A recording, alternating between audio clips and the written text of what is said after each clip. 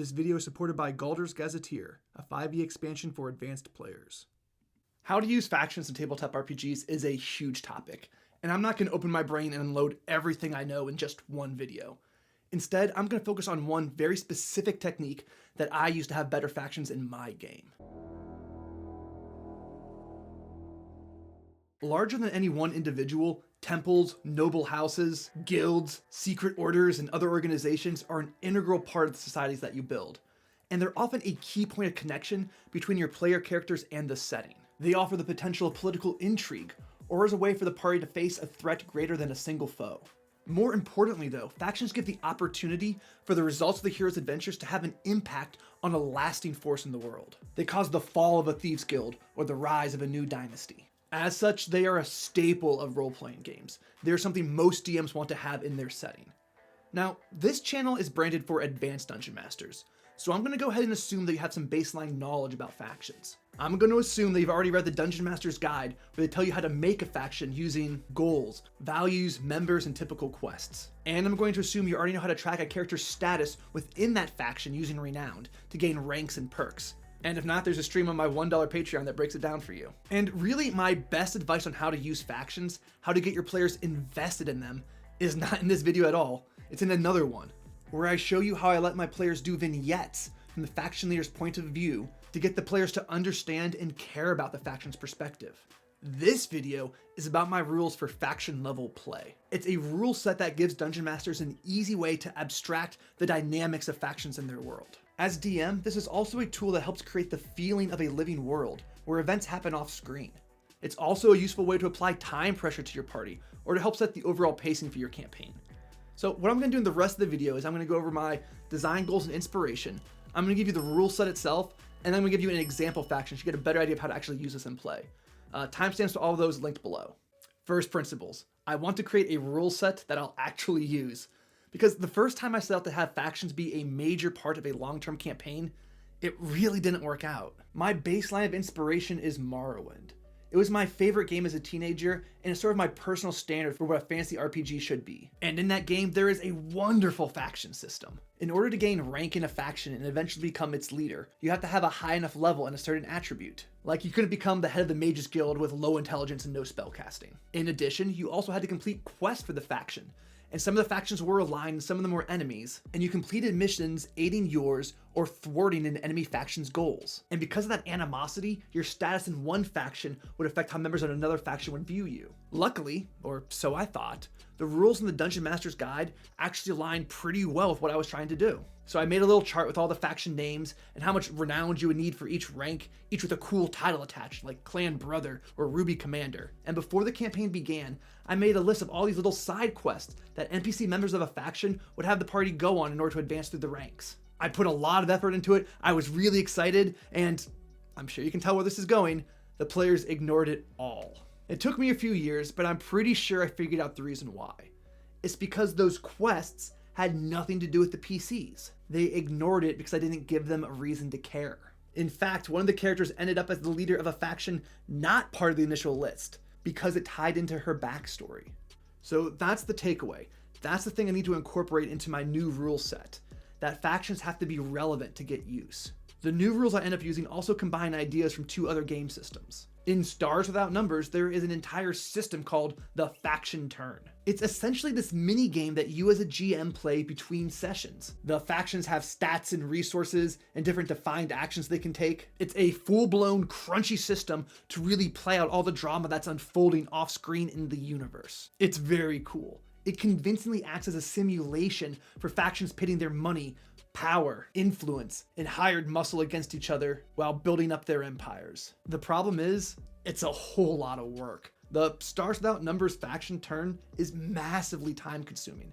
It's a whole complex game unto itself, and that only gets worse with each faction you add. Because of that exponential increase of commitment with each additional faction, in practice with running this system, only a few select groups of people who have aligned interests actually count as a faction.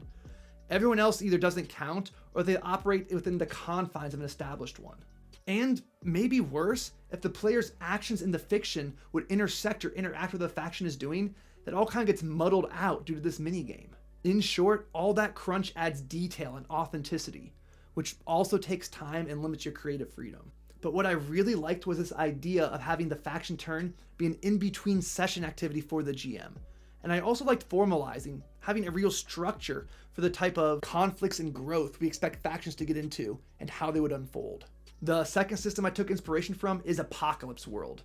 And there's this idea of fronts, things that are advancing threats in your setting. They consist of a series of linked dangers, a growing gang, an evil potion, the rise of an unstable radical, that will come to pass unless the characters intervene. A front is a countdown to doom, and unless the heroes stop it, it culminates in some calamity. Fronts are a great tool to use with any system. They're very useful for helping you organize your campaign and to help you conceptualize how the threats facing your party are progressing. So those are our 3 points of inspiration. Now let's see how those get combined together into a rule set for faction level play. After you have already made your faction in the fiction, you're going to use these rules to set up your faction turn. A faction that uses these rules has 3 components: situation, resources, and development. The situation section essentially gives exposition.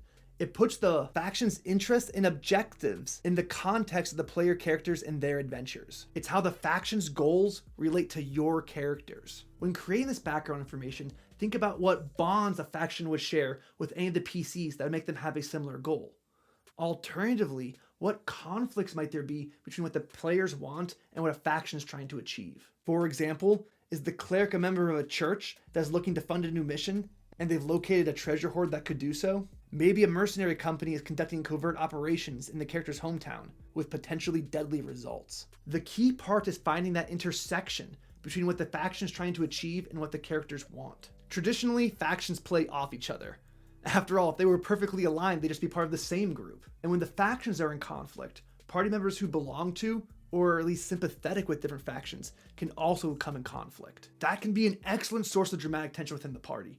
Great fodder for roleplay. However, if you have a situation where 2 factions' goals are in direct conflict and party members belong to those 2 factions, for example, one faction wants to protect the homestead and one wants to burn it down, then you're gonna end up in a situation where one of those party members, one of those players, is just not gonna get what they want. They're just not gonna get a good outcome. And that can lead to a lot of frustration or outright unhappiness. And that's not something you want in your leisure time.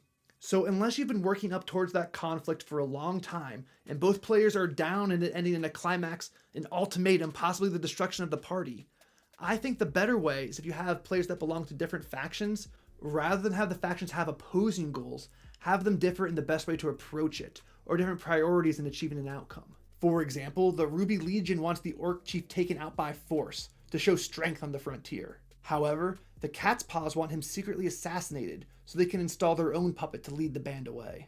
In any case, once you connect the faction's goals to other factions, and more importantly to the characters, you can start to figure out how the factions are going to go about achieving them. All factions exist to increase their own power and influence and to try to prevent it from being taken away.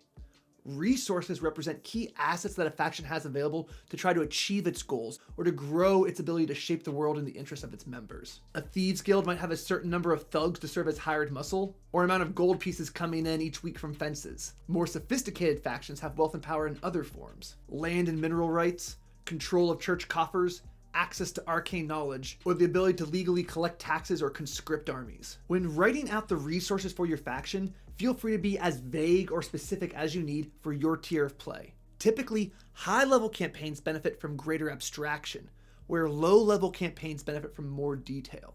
A petty gang in a backwater village when you're 4th level can call on 2d4 bandits in 10 minutes, whereas the white conclave of bishops you're negotiating with at 14th level can field a relief mission or tithe its members some unspecified but significant amount of gold. Be creative, but limit yourself too. While it's really easy to imagine that every faction would have some access to gold or guards, you should really use this section to try to highlight the 2 or 3 things that really define this faction's strength or their character. The development section is about how a faction responds to the current threats and opportunities it faces. It's the section that links the other 2. If the situation is the starting point, this is how the faction reacts using its resources. For example, a group of merchants might want to pool their gold to hire some sellswords to clear bandits off the road, or a noble house could send out spies to infiltrate a rival's court. But it's not just the plans that a faction is going to carry out. It's also the consequences of another entity, another faction maybe, acting against them unless something intervenes.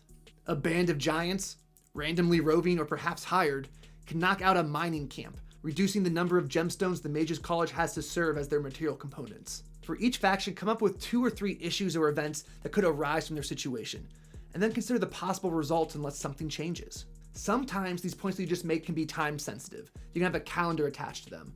But most of the time, we're going to resolve them using the faction turn. Alright, here's how this works. First step, at the start of the game session, depending on where the players are in the story, the DM chooses one faction and one of the issues presented in its development section. The rule is, unless the player character's actions prevent that course of events from occurring, that issue is resolved at the end of the next game session. Not the current one, the one you're about to play, but the one after. How this happens is up to you. The faction might accomplish its goal by a logical use of their resources, or some ill might befall them due to the hero's inaction. Use your DM fiat. As long as your reasoning is plausible, the players will accept it, if they even ever question it. Remember, most of the time players are clueless about what's happening behind the scenes.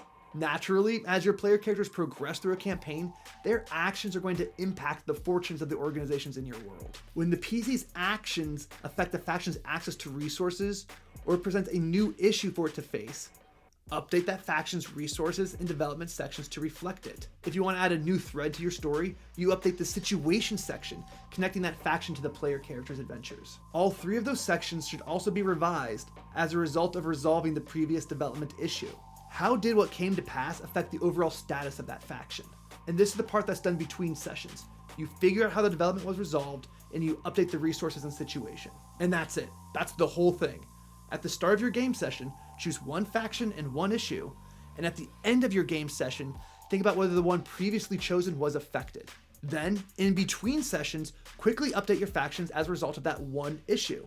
It should take no more than 10 minutes. The cool part about this is it allows the DM to have many factions in their world, but they're only actively managing 2 at a time. The one chosen at the start of the session, and the one about to be resolved at the end of it. Likewise, the players have 2 game sessions to try to figure out if they can intervene in the wider affairs of the world. That's like 6 or 8 hours at the table to formulate and execute a plan. And because you as DM are choosing which part of the faction scheme to activate, rather than relying on an overall concrete calendar, this gives you a lot of flexibility. They don't have to convince the Lord's Alliance not to attack before the week is up if they are just starting a dungeon crawl. That'll take 1 day in game but 3 sessions. That development issue can be chosen when they reach a city.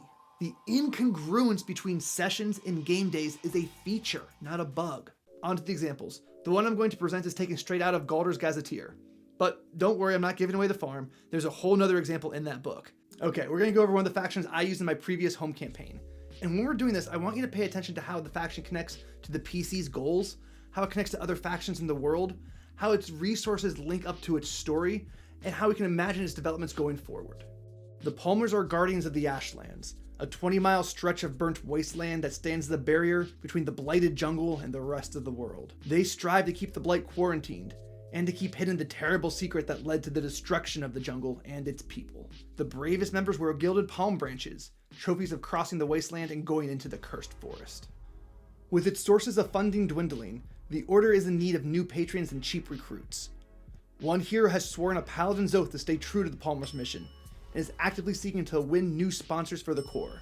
Meanwhile, a rival of the wizard player character thinks the Palmer's plan of containment is misguided, and is working with her arcane order to uncover the forbidden lore in hopes of ending the blight. In addition to the Corps of Wardens that is always occupied patrolling the Ashlands, the Palmers have other warriors in reserve. Their greatest asset, however, is a strong alliance with the Cult of Gaia, and access to the network of clerics and patrons. The Palmers have access to the following resources: 3d6 veterans, 1d6 knights, and 1d6 scouts that can be fielded anywhere the Palmers have influence within 3 days. Priests of the widespread Cult of Gaia are generally friendly towards members of the Palmers, and perform favors such as requisitioning supplies or passing along helpful information. What remains of the descendants of those who once dwelt in the jungle, and other nobles with ties to their clans, think it is their duty to assist their Palmers in their mission to protect the wider realm. From them, the Palmers receive 4d10 times 10 gold pieces in surplus donations every 30 days. The following issues might arise and need resolved for the Palmers. The Palmers host a large banquet to woo new donors. They plan on inviting many priests of Gaia and adventurers to the event. If the banquet fails, it limits the number of patrols the Palmers can perform, and occasionally bladed monsters might slip into the civilized world. A priest of Gaia starts protesting that the funds from the local temple are being given to a mercenary band at the edge of the world. That gold should stay to help the local people, the priest insists. If nothing is done to silence him, the amount of gold pieces the Palmer receives is halved as the message takes hold. The wizard's rival succeeds in learning some bit of forbidden lore.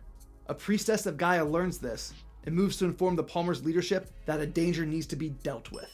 So to use this faction in play, what I would do is at the start of my game session, I'll go to that first development issue. They're going to throw a banquet. And in 2 sessions, if the PCs don't show up and help with that feast, the banquet fails and the danger level rises. Yeah, that's all you have to do, and that's it. That's the video, folks. I know this was a long one, but like I said, this is only a very small slice of all the things I could possibly talk about factions. Huge topic, really great to add into your game. Like I mentioned earlier, if you're curious to see how I build a faction, you can check out that stream, as well as dozens and dozens of others on my $1 Patreon. I also have a book, Galder's Gazetteer, on sale on DriveThruRPG. It's an expansion for advanced players that includes new conditions, actions, and martial options. And to use that expanded rule set, we have new classes, ancestries, a GM toolkit, and 2 adventures. Huge book, beautifully illustrated, and all the proceeds get donated to the Cancer Research Institute. Link below. As always, I am very thankful I have such a respectful and engaged community, so if you have some ideas on factions or your favorite examples, be sure to let me know in the comments below.